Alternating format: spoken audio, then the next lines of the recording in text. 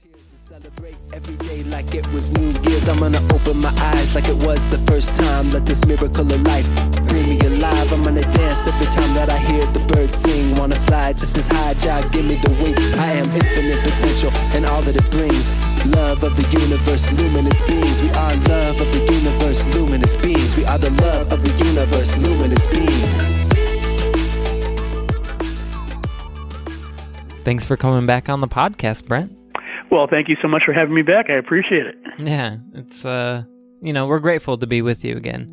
The last time that we had you on the podcast, it was actually way back in season 2. It was episode number 70 when we talked about law of attraction, metaphysics, and the release of what was then your new book, Consciously Created Cinema. And it was almost exactly 2 years ago. Can you believe that? That's hard to believe. Yeah. Where is the time going? Right. It's pretty funny to be back here.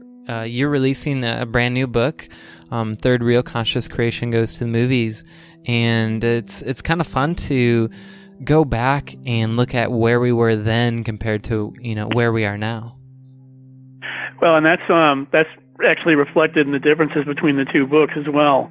The previous book, Consciously Created Cinema, The Movie Lover's Guide to the Law of Attraction, was a follow-up to my initial book, Get the Picture, Conscious Creation Goes to the Movies, both of which provided sort of a basic outline in terms of discussing how movies reflect conscious creation principles, otherwise known as the Law of Attraction. And with what I've done in Third Reel is I've taken things to the next level. I've gone on to describe some of the more subtle points of how the process works, in order to give readers an opportunity to fine-tune their techniques, and to make it work more effectively. So the same basic approach, using movies for illustration purposes, is the same this time as it was in its predecessor books, but now it's going to a different level in terms of offering readers some additional suggestions for how to become more effective at it. Mm-hmm. Yeah, I'm looking forward to diving into the content of this new book. Before we do that, what's been new since we last talked and since you released Consciously Created Cinema? Oh goodness, I've been really busy between writing a book and releasing a new website, and I've had developed several radio programs. One of which, of course, is Bring Me to Life Radio as the Cinema Scribe, and also as a movie correspondent for the Good Radio Network. And I've recently been named one of the top 100 movie blogs by feedspot.com, so anybody who subscribes to that will see my posts coming out there. So it's been a very full plate. Yeah, definitely. And it's always good to hear about somebody who's, just continuing to move forward and progress in their life. And I really appreciate that about somebody because, I think it affects all of us. Because obviously we get to enjoy your content, now that you're continuing to grow. Well, and the thing that I really, excites me about this so much too is the fact that so many times when people approach topics like this, they take it so seriously. And I'm wanting readers to look at it as more fun. So I'm hoping that through the work that I'm doing, both on the radio and on the websites and through my books, it gives people an opportunity to be both enlightened and entertained at the same time. Mm-hmm, definitely, and that is something that I enjoy about what you do, is that you get to tell these stories that people already have an image of that they can refer to as they're reading it. And when I was reading it, I really enjoyed the summary that you gave of the movies because it kind of took me back to when I saw some of the movies, and you have a whole different perspective on it, using the conscious creation principles. And that's one thing that is really, it's a great thing about this book. Well, when it comes to understanding these kinds of principles, or actually almost anything that's explained in either a philosophical or metaphysical context, all the great books throughout history have frequently drawn upon the power of story to make their points. Because when you talk about them purely in theoretical terms, it gets to be kind of dry and gets to be kind of tedious, and sometimes it may be a little too vague for people. But by hanging the concepts onto a tangible example, a story, as you have in the movies that are profiled in these books, readers have an opportunity then to say, oh, okay, I get what you're saying now. I grasp that. Yeah, I can relate to that. And that makes the information, I believe, much more accessible, much more meaningful. And that's important because, I'm not doing this to try and just get people to, read about the enjoyment of the movies. I'm hoping they're going to be taking away something from it that they can turn around and then use in their own personal lives. Well, beautiful. So kind of diving into the book now, I remember that the first chapter was about mirrors and kind of how our realities reflect back to us. And in our first discussion back on the podcast number 70 with you, you had said that one of the more important things to understand about conscious creation is that we create our realities with our thoughts, beliefs, and intents. Is this something that you still feel is one of the most important things with the law of attraction? Oh, absolutely. It's definitely the cornerstone principle of how the philosophy works. And the reason I chose to do the chapter about mirrors is I really wanted to drive that point home. It's something that I've mentioned in passing in some of my previous works, but it's really important that we understand that what's unfolding before us is a direct reflection of what we're thinking and feeling. And sometimes, we might not always be happy with what we see, but if that's the case, then it's forcing us to address what it is about our beliefs and intents that we need to tweak in order to bring about results that are more to our liking. Mm-hmm. Because again, what we see around us, it's going to be a direct reflection of what we're thinking and feeling, as I refer to it, warts and all. Mm-hmm. So what would you suggest happen, if somebody does, kind of look at their life and they don't feel like their reality is reflecting their thoughts or their beliefs or intents? Well, I think the first thing they really need to make sure that they do is that they're brutally honest with themselves. Okay. It might be very tempting to look at a situation and say, no, I can't possibly be thinking that. But yet if it's unfolding in your reality the way it's actually appearing, well, there's probably a pretty good chance that there's something behind it that, needs to be adjusted. So that's the starting point, getting past, being honest with yourself, getting past any denial you might have about it, and then looking at what specifically is and is not working in the reality that you're experiencing, and then readjusting what beliefs that you're putting out to say, okay, here's how I want to change it, here's what I want to bring into being, here's what I want to get rid of. So do you have any tips or techniques that anybody could use to go within themselves and maybe uncover something that is holding them back, or maybe something that they don't think is there is actually happening? Well, certain basic things come to mind, like drawing upon things like meditation, mm-hmm. Or engaging in things like directed dreaming. Giving yourself a suggestion before you go to sleep, saying, bring me an answer about what's going on with my beliefs and how I might be able to adjust them. Yeah, and then they have a dream about that? Yeah. I mean, I've worked through a number of issues in my life by doing that, and it works wonders because at that point your attention is focused exclusively on what it is that you're looking to address, and not worrying about, did I turn off my cell phone, or did I pay the gas bill this month, or things like that. Mm-hmm. It gives you a chance to make sure that you're putting all of your attention and focus specifically on addressing this particular issue and how you might go about changing it. Do you have any stories about setting intention and you had a dream? Do you have any dreams that you would feel comfortable telling people about here on the show? Yeah, actually, I had a dream a number of years ago where I was experiencing some knee pain, and it was not going away no matter what it seemed to be involved. So I asked for a dream to bring me the answer, and it turned out it was some silly worries about money that were actually getting in the way and causing this pain. And I thought, why are money worries causing pain in my knees? And essentially, it had to do with the idea that the knee is an organ of support.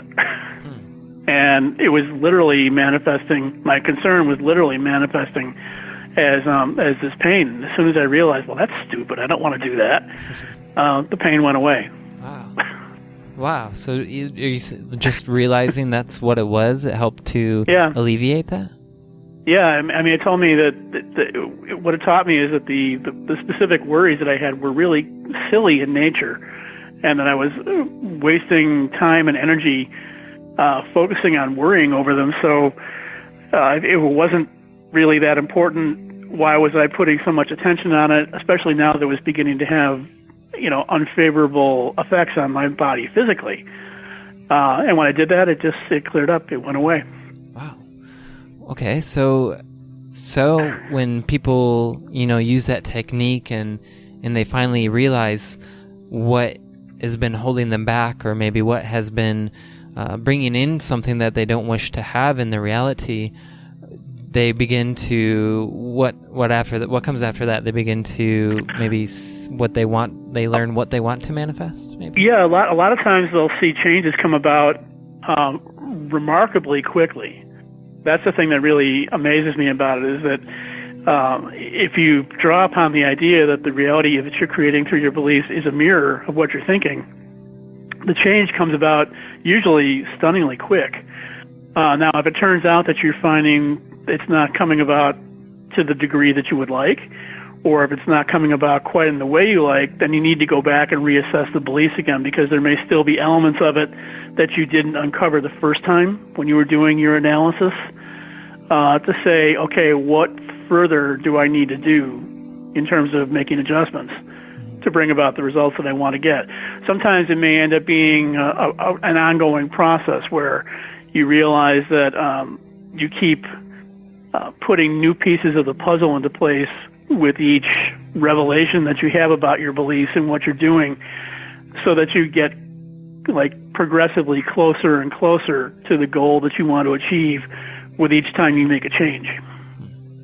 Wow. So what are some other important lessons that you covered in your new book, Third Reel? Well, there are several that are really significant. One is the idea of learning how to push through limitations. For example, we often put up roadblocks for ourselves in terms of the things that we experience. And conscious creation basically maintains that, you can create essentially anything that you want as long as you believe in it. And a lot of times we put these roadblocks in our path that don't let us see past limitations that, if we could get past them, could very well, give us things that we really want. So that's a really significant one. Another one is we need to be firmly aware that in the process of conscious creation, we're responsible for what we create. I mean, if the beliefs originate with us, then we're the ones in the driver's seat. And if we really don't like what we see, then we have to own up to the fact that this is not something that happened to us. This is something that we brought about, and that consequently we need to change if we want to get results we want to, that are improvents. That sounds like a pretty tough one for a lot of people, I would imagine.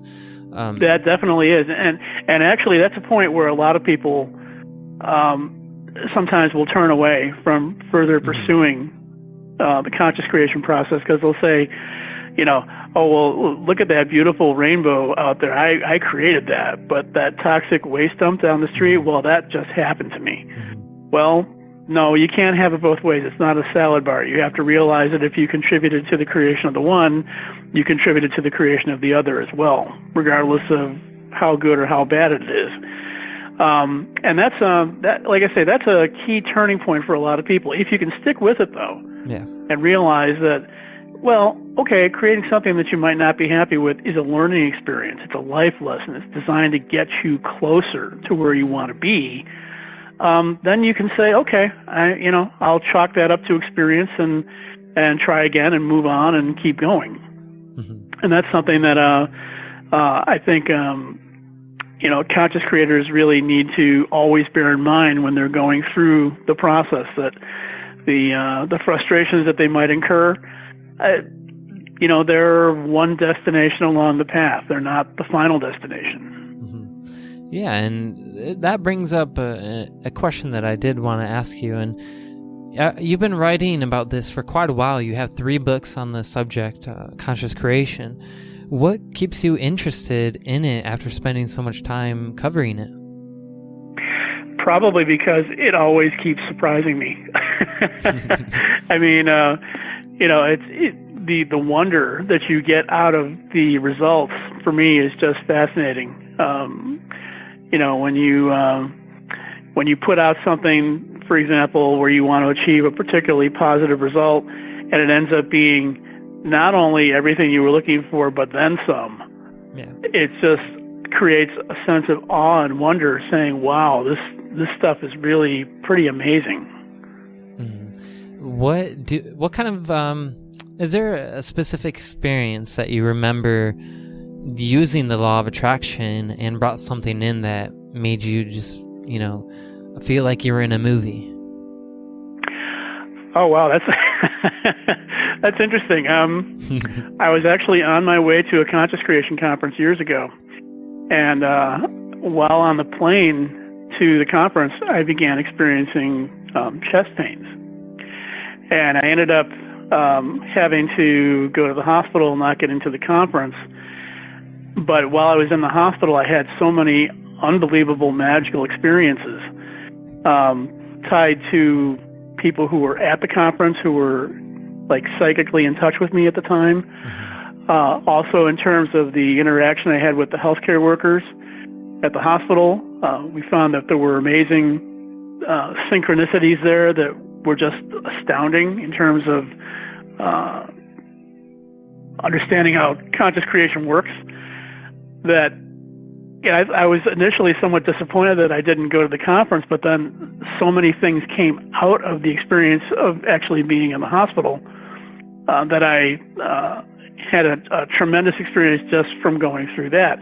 I would not have traded it now in hindsight for anything. Not to mention the fact that it turned out to be that there was really nothing seriously wrong either on top of it. So, but it brought me special gifts that I couldn't have gotten if I had actually carried through with my original plans. Mm-hmm. So I did want to touch on synchronicities, but first, in movies, it shows characters like there's this part where at the beginning they go through something and then they get really happy. It seems like they make it big, but then another trauma comes and brings them back down. But then after that, they kind of succeed. What do you think that part is there, where you kind of like, maybe you feel like you're not going to succeed first before you actually succeed? Well, I think a lot of times it's pushing them to live up to their potential. I mean, when they achieve a certain modicum of success, they think, okay, I'm at where I'm supposed to be. I've plateaued. I've achieved what I'm supposed to achieve, and yet that may be just a preview of what is to come in terms of their ultimate accomplishments, which can turn out to be far greater than anything they might have imagined. But getting to that point, they may need to have sort of a setback, one that ends up kind of getting them to retool where they're at, where they want to go, and helps them to discover talents, abilities, well springs of material that they might not have come upon otherwise. I mean, I'll give you one example from the film industry. For a long time, with some of the early films of Steven Spielberg, things like E.T. and Raiders of the Lost Ark and so forth, everybody thought, how come he's not, winning any awards for what he's doing here? I mean, it just seems like everybody's kind of shunning him in terms of, his successes. And yet, when you look at some of the films that he's gone on to produce since then, there have been far greater works that were even better than those initial pictures, as good as they were. he needed to dig deeper and look for a more potent pool of material to bring out the real greatness that he's capable of as a filmmaker. And that became apparent through movies like Schindler's List and Saving Private Ryan, and from what I'm hearing about the new movie he's got coming out later in December called The Post, which is again another one that's supposed to be really stellar work. So yeah, this is really not an uncommon process for anybody who goes to create something in particular, be it in art or music or almost any kind of endeavor. They reach a point where they need to kind of take a step back from their initial success to realize where their greater success lies down the road. Okay. That makes sense, definitely. Do you think that what is happening when they have those obstacles is that them kind of creating that because deep down they know they can get over it and it will make them stronger? Yeah, I think deep down they know that they can do even better than what they've done. And those experiences kind of help to galvanize them in their commitment in terms of bringing forth what they're really and truly capable of. Wow, I love that. So I guess let's kick it back to the synchronicities now. I did want to ask about that. Do you believe that the synchronicities, like repeating numbers, have a big role or an important role in the conscious creation process? Yeah, I do believe they do have an important role to play in terms of they're sort of like whispering in your ear saying, here's something to pay attention to because it's going to take you to where you want to get to. And, might not seem important at the time, but ultimately it ends up being tremendously significant. One example I can draw from my own experience was when right before I wrote my first book, I ended up, I would periodically send online reviews of movies to friends of mine by email just because it was something I enjoyed doing. And also the same thing with books. And I had reviewed a book called What a Coincidence, of all things, that I ended up reading and liking and was telling friends about. And when I was sending the email out, I was going through my address book, and I came across the address of someone who was one of the research associates on that project. And it's not that she was someone who I didn't contact really all that often, but I thought, well, what the heck? She worked on this. She probably liked to see what I had to say on it. So just with one little click of her name from the address book and putting it on the email, I sent it to her, and a couple of days later she wrote back and said, I know a friend who's a publisher who's interested in people who write about conscious creation, and I know you have an interest in movies. Why don't you try contacting to see if she'd be interested in doing a book about it? And here's her email address. Now, at the time, whether or not I sent that email to that person might not have seemed like a terribly huge, matter, but look at what it's led to. Right. So those little synchronous moments can end up having tremendous impact, and it's really important that we pay attention to them, because if we don't, well, they could result in lost opportunities. And the thing is, ultimately, we're responsible for the creation of the synchronicities as well. So it's really in our own best interest to realize that we're doing this for our own good. We need to make sure then that we pay attention to them. Yeah, and my good friend Nick Bryce, he's creating the show based on numbers, on synchronistic numbers, and he wants to do a whole bunch of research on it and stuff like that. But I first started seeing repeating numbers in 2012, and since then, it's become to where every day I see like a 555, or actually just before we did this interview, I saw 444, came back inside, saw it on something completely different, and it was, pretty cool, because I'm like, okay, well, I feel like I'm on the right path to, to do what I need to do. They're little ways of getting your own attention, and especially these days when our attention seems to be scattered in so many different directions at the same time, it's very easy to become overwhelmed or become lost or lose focus. And these help to bring us back in line with, realizing where it is we need to be, where we need to go, and following through on it. I love it. This is one of the coolest topics to talk about, because who doesn't like discussing and talking about how to create your own life? Oh, absolutely, and especially for me, by doing it so in a way that's fun. Yeah, it is fun. I mean, we talked about, in the interview before this, podcast number 70, you got into it, and it's really cool to hear your experience, that you were just kind of writing it for fun, and then the universe kind of gave you this email to send somebody to actually start your book career. The first book that you said you wrote, is that the one in the Conscious Creation family? Yes, it was called Get the Picture, Conscious Creation Goes to the Movies. And that came out originally in 2007 and then was re-released in a new edition in 2014. I love that. That's really cool, and it's a great topic. I'm glad that you're doing it. And one thing I did want to touch on is we talked about the word conscious creation, and you said that you preferred conscious creation over law of attraction because it sounded more proactive in the process. Now, do you think that being I guess I'll say it this way: what is the importance of being proactive in this process?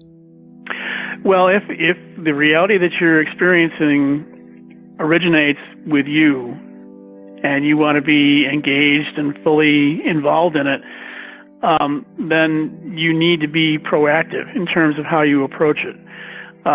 This is not to say that you want to try and, manipulate it or manhandle it or be a control freak about it, but you definitely want to be engaged. And that's why I prefer the term conscious creation, because it implies the idea that you are actively involved in helping to bring about the result you want to achieve. Law of attraction to me sounds a bit more passive. I mean, it's kind of like, okay, well, I'd like to see this happen, and let's hope someday that it does. That to me doesn't quite suggest the same level of engagement or involvement that I think is probably important to make it work as successfully as it could be. It's a fine distinction between the two. I'm certainly not opposed, to the idea of using the term law of attraction. I just prefer conscious creation because it reminds me of a little more of the need to be more directly involved. Mm-hmm. Now, I did an interview with another author. His name, Mark David Gerson was his name, and he did a lot of different kind of books, but he talked about his writing process like a co-creation with the universe, basically. And so, do you think this is a co-creation? Yes.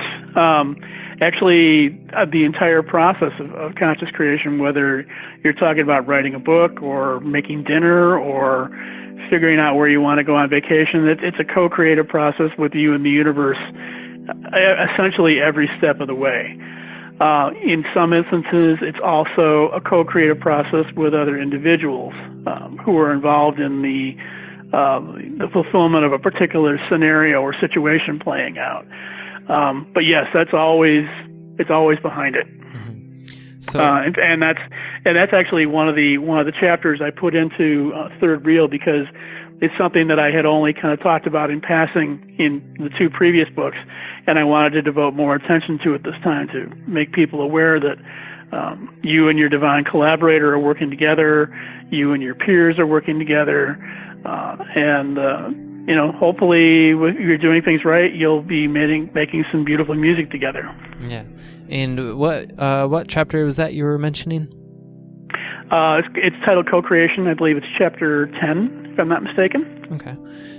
And I think at the beginning of the book you had said that this Third Reel is kind of a book that you can flip to a page and read about. Did I read that correctly? Yes. The first two books, I strongly recommended that readers go through them in sequence because the chapters build upon one another. Okay. In third reel, that's not as crucial a consideration. So my feeling there is if you're looking through it and say, hey, I want to read chapter 7 first, then by all means follow your impulse and go with it, because the sequence is not quite as critical in this particular book as it was in the first two. Yeah. And how do you choose the movies that get put into the book? Basically, when I'm picking up the films in question, I look at the topic of the chapter, and I'll go through, a list of films from, one of the internet sites like IMDb or something like that, and see what titles I think would best fit for describing that particular concept. In each case, in this book, I drew upon, I include like 5 films per chapter that illustrate the concept in question.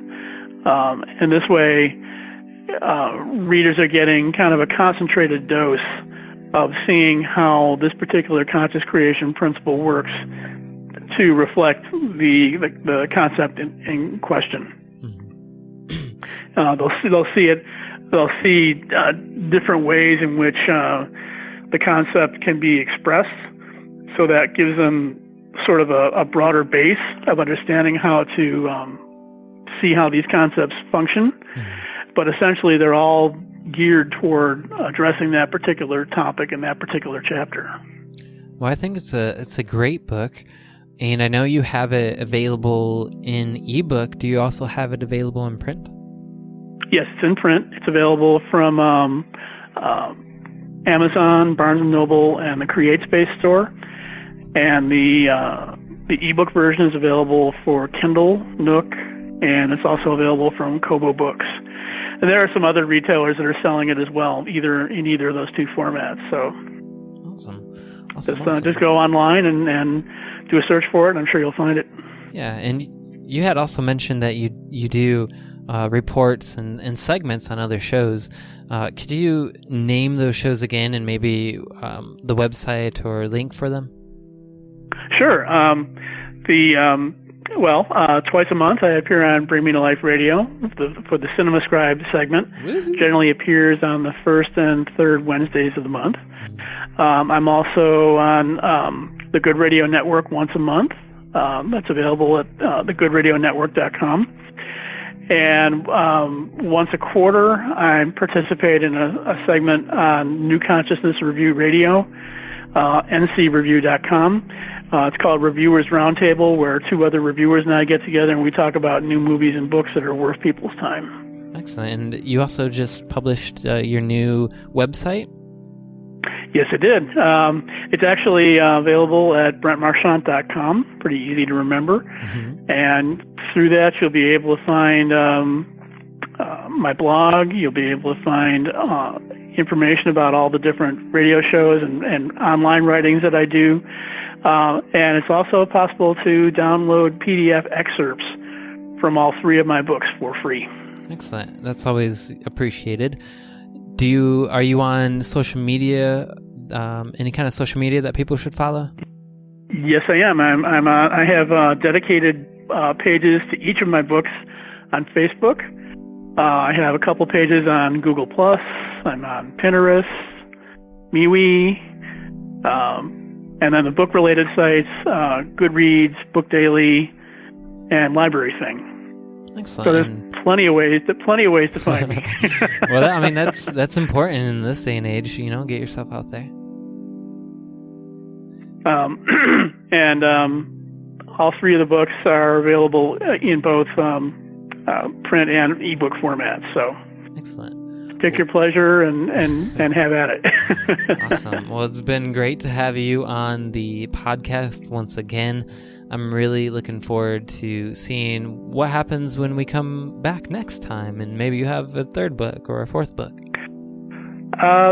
There's a strong possibility. As long as they keep making movies, they'll always be giving me material to work with. Yeah. So that's awesome. And conscious creation is always unfolding in a constant state of becoming and creating new things and new experiences to write about. So you put that combination together, and there's usually a pretty endless supply of material available there. Mm-hmm.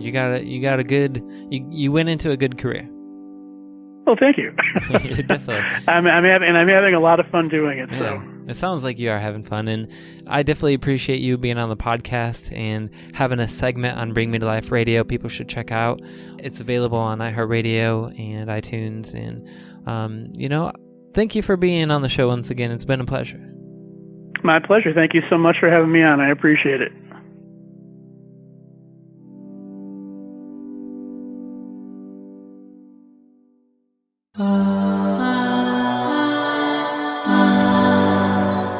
Thanks for shining on with us.